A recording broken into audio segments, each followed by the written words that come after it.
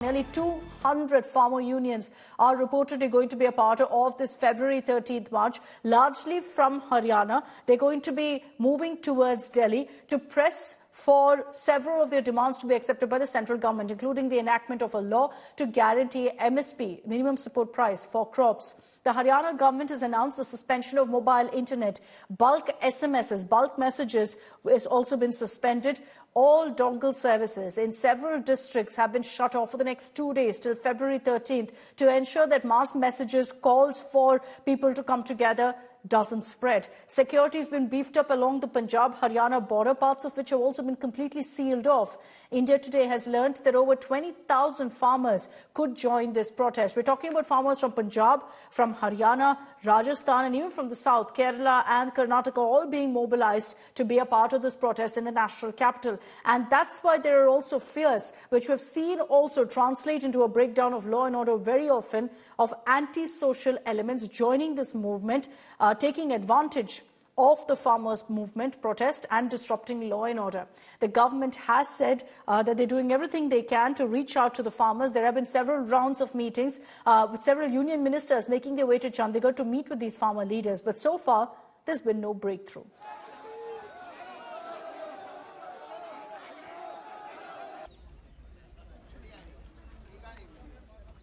और हरियाणा से किसानों ने दिल्ली मार्च का ऐलान किया है, जिसको लेकर एक खुफिया रिपोर्ट भी तैयार की गई है। आज तक के पास वो खुफिया रिपोर्ट की कॉपी है, जिसके मुताबिक 15 से 20 हजार किसान तकरीबन 500 ट्रैक्टर लेकर दिल्ली की सीमा के अंदर दाखिल होंगे।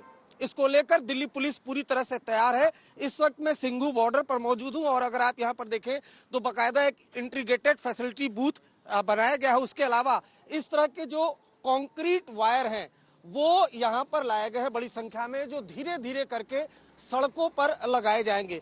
अगर हरियाणा और पंजाब को किसी भी तरीके से जो किसान है वो क्रॉस कर जाते हैं, हालांकि हरियाणा और पंजाब की पुलिस पूरी तरह से ये कोशिश करेगी कि उनको हर हाल में दिल्ली के बॉर्डर के अंदर दाखिल न होने दिया जाए, लेकिन उसके बाद भी अगर वो दिल्ली की सीमा में दाखिल होते हैं तो उसको रोकने के लिए पूरी तैयारी यहाँ पर की गई है। अगर यहाँ पर देखें तो सिंधु बॉर्डर पर बाकायदा तैयारियां शुरू हो चुकी हैं, बैरिकेड्स वो लगाए जा चुके हैं और इसके अलावा जो छोटे बड़े क्रेन हैं अगर देखें यहाँ पर तो उनको यहाँ पर खड़ा किया गया है। उसके अलावा बड़े बड़े कंटेनर वो यहाँ पर लाए गए हैं। अगर सड़क जाम करने की स्थिति होगी तो ये जो क्रेन है उनको मेन सड़क पर लाकर खड़ा कर दिया जाएगा, जिससे जो पूरा बॉर्डर है वो सील हो जाएगा।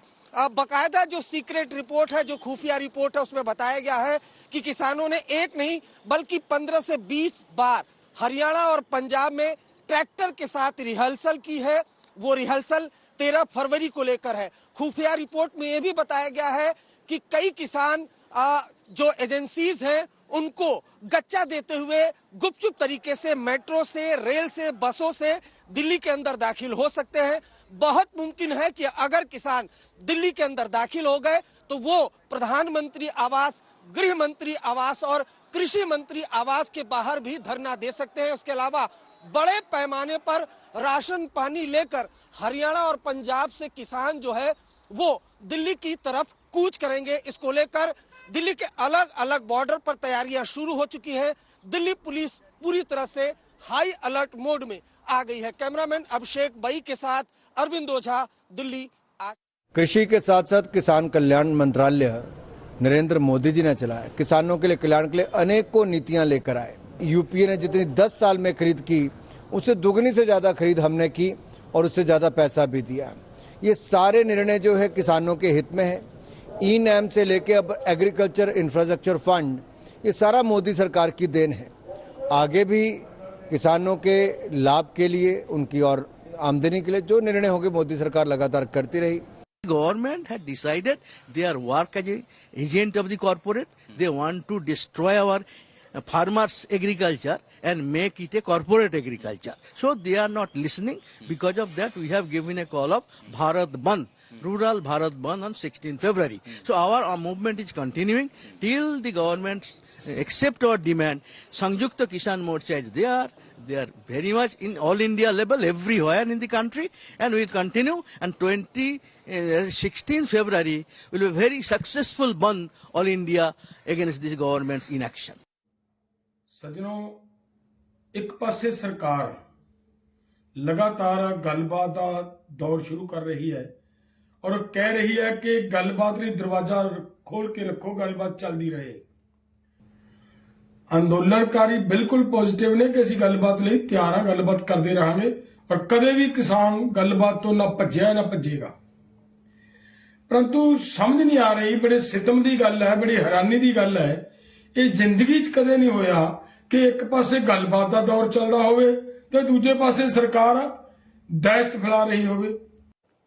It's a sense of deja vu when you look at these kind of images, because remember that Delhi has faced the brunt of farmers' protests before, during, of course, the agitation against the farm laws, which led to violence, which led to, of course, destruction of property and huge inconveniences for commuters as well. And most of the borders to Delhi were completely closed off. Sushant Mehra is joining us live from Tikri border, where we understand that there's massive security also deployed. Sushant, हमको ये बताइए कि क्या क्या तैयारी हो रहा है वहां पे टिकरी बॉर्डर पे इस एजिटेशन के लिए 2 दिन में? देखिए अक्षिता, 13 तारीख को किसानों का एजिटेशन है जो दिल्ली मूव करना है हरियाणा से। लेकिन तस्वीरें आप सबसे पहले आपको दिखाना चाहिए क्योंकि हमारी मौजूदगी टीकरी बॉर्डर पर है। यहाँ से महज तकरीबन कुछ ही मीटर की दूरी पर दिल्ली लगता है, लेकिन आप देख सकते हैं कि बड़े बड़े कंक्रीट के बैरिकेड्स जो है वो सड़क के दोनों तरफ जो है वो हरियाणा पुलिस और दिल्ली पुलिस की तरफ से तैनात किए गए हैं।